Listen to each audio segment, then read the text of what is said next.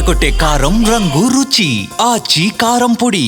మా ప్రతినిధి Vidyasagar BJP office నుంచి లైవ్లో సిద్ధంగా ఉన్నారు. విద్యాసాగర్, రిజర్వేషన్ల అంశంలో మా ఒత్తిడి ఫలించింది అంటూ దాన్ని క్లెయిమ్ చేసుకునే ప్రయత్నం చేశారు కదా తెలంగాణ బీజేపీ చీఫ్. ఇప్పుడు ఈ షెడ్యూల్ని ఎలా చూస్తున్నారు? షెడ్యూల్ స్వాగతించదగ్గట్టుగా ఉందా, లేకపోతే వాళ్ళు అనుకున్నట్టుగా ఉందా లేదా? దాని గురించి పార్టీ ఏమని రియాక్ట్ అవుతోంది? ఇప్పటికైనా ఎన్నికలకు వెళ్ళడం అనేది కొంత పరిణామంగానే బీజేపీ భావిస్తుందని చెప్తున్నారు. ఎందుకంటే ఎప్పటి నుంచో తాము డిమాండ్ చేస్తూ ఉన్నాము. ముఖ్యంగా స్థానిక సంస్థల ఎన్నికలు నిర్వహించకపోవడంతో గ్రామ పంచాయతీలు కావచ్చు, ఎంపీటీసీలు, జెడ్పీటీసీలు, మున్సిపాలిటీలు అన్నీ కూడా ఇబ్బందులు పడుతూ ఉన్నాయి. ఇలాంటి సమయంలో ఇప్పటికే చాలా కాలయాపన చేశారు. బీసీలకు సంబంధించి రిజర్వేషన్ల పేరుతో తాత్సారం చేస్తూ వస్తూ గ్రామీణ అభివృద్ధి అంతా కూడా అడ్డుకున్నారంటూ రాష్ట్ర ప్రభుత్వం మీద పెద్ద ఎత్తున మండిపడింది బీజేపీ.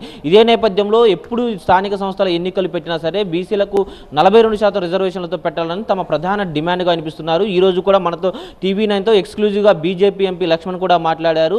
బీజేపీ ప్రధానంగా స్థానిక సంస్థలు వెంటనే నిర్వహించాలంటూ డిమాండ్ చేస్తుందని చెప్తున్నారు. దీని నేపథ్యంలోనే ఇప్పుడు రిలీజ్ అయినటువంటి ఈ స్థానిక సంస్థల షెడ్యూల్ను కూడా బీజేపీ స్వాగతిస్తుందంటూ కూడా మనకి సమాచారం అందుతుంది. అయితే బీజేపీ స్థానిక సంస్థలకు ఏదైతే సంబంధించి రిజర్వేషన్ల అంశం కోర్టులో పెండింగ్లో ఉందో దాంట్లో మంచి వాదనలు వినిపించడంతో పాటు ఈ రిజర్వేషన్లను అమలు చేసేటువంటి బాధ్యత పూర్తిగా రాష్ట్ర ప్రభుత్వాన్ని. ఎలాంటి ఆటంకాలు ఎదురైనా సరే ఈ ప్రజలంతా కూడా కాంగ్రెస్కు గుణపాఠం చెప్పడానికి సిద్ధంగా ఉన్నారంటూ బీజేపీ నేతలు మండిపడుతున్నారు. ఇక స్థానిక సంస్థల ఎన్నికలకు సంబంధించి బీజేపీ ముందు నుంచే ప్రణాళికలు రచించుకుంటూ వచ్చింది. ఎందుకంటే ఇప్పటికే రాష్ట్ర స్థాయిలో, జిల్లా స్థాయిలో, మండల స్థాయిలో, బూత్ స్థాయిలో కూడా వర్క్ షాపులు నిర్వహించుకున్నారు. కార్యకర్తలందరికీ కూడా ఇప్పటికే మహాసంపర్క్ అభియాన్ పేరుతోటి ఇంటింటి ప్రచారాన్ని కూడా ఒక దఫా నిర్వహించారు. ఎందుకంటే రాష్ట్ర ప్రభుత్వ వైఫల్యాలు కావచ్చు, యూరియా కొరత కావచ్చు, రైతులకు సంబంధించిన భరోసా కావచ్చు, ఇలాంటి అంశాలన్నింటినీ కూడా మండల స్థాయిలో, గ్రామీణ స్థాయిలో పెద్ద ఎత్తున సమస్యల మీద పోరాటం చేసే దిశగా ఇప్పటికే క్యాడర్కు దిశానిర్దేశం చేశారు. ముఖ్యంగా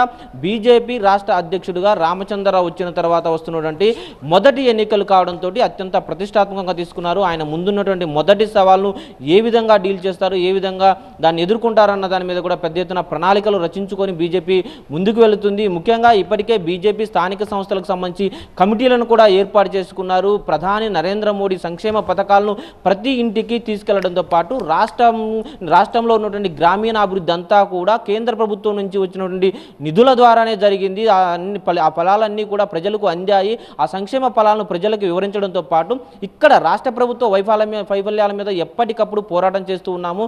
వాటితో పాటు స్థానిక సంస్థల్లో ప్రజలు డెఫినెట్గా బీజేపీ వైపు మొగ్గు చూపుతారు. ఎందుకంటే మొగ్గు చూపుతారంటూ బీజేపీ భావిస్తుంది. ఎందుకంటే గతంలో పార్లమెంటు ఎన్నికల్లో వచ్చినటువంటి 35% ఓటు షేర్ ఏది ఉందో దాన్ని కంటిన్యూ చేసుకుంటే డెఫినెట్గా మెజార్టీ స్థానాల్లో గెలిచేటువంటి అవకాశం ఉంది. కాబట్టి అదే లక్ష్యంతో పనిచేయాలంటూ ఇప్పటికే కేంద్ర మంత్రులు కావచ్చు, బీజేపీకి సంబంధించిన రాష్ట్ర అధ్యక్షులు కావచ్చు, అందరూ కూడా క్యాడర్కు కావచ్చు, నేతలకు దిశానిర్దేశం చేస్తున్నారు. ఇక దీనికి సంబంధించి ముఖ్యంగా బీజేపీకి సంబంధించి ప్రతి సీట్లో, ప్రతి వార్డు మెంబర్లో కూడా పోటీ చేస్తామంటూ కూడా ఇప్పటికే ప్రకటన చేశారు. 42% రిజర్వేషన్లు పక్కాగా అమలు చేయాలి. ఇప్పటికే బీసీలకు మోసం చేసే లక్ష్యంతో ఈ బీసీల మీద చిత్తశుద్ధి లేకుండా ఈ హామీలు ఇస్తూ వస్తున్నటువంటి కాంగ్రెస్ ఈ 42% అమలు చేయకపోతే మాత్రం తీవ్ర పరిణామాలు ఉంటాయంటూ కూడా బీజేపీ వాళ్ళు హెచ్చరించినటువంటి పరిస్థితి కనిపిస్తుంది. అయితే ప్రస్తుతం కోర్టులో ఉన్నటువంటి పరిణామాలను కూడా బీజేపీ క్షుణ్ణంగా పరిశీలిస్తుంది. ఎందుకంటే బీసీ రిజర్వేషన్ల అమలుకు సంబంధించే స్థానిక సంస్థల ఎన్నికలు జరగాలి. కాబట్టి ఒకవేళ కోర్టు ఏ విధంగా నిర్ణయం తీసుకుంటుందన్న దాని మీద డెఫినెట్గా వీరు కూడా వేచి చూసేటువంటి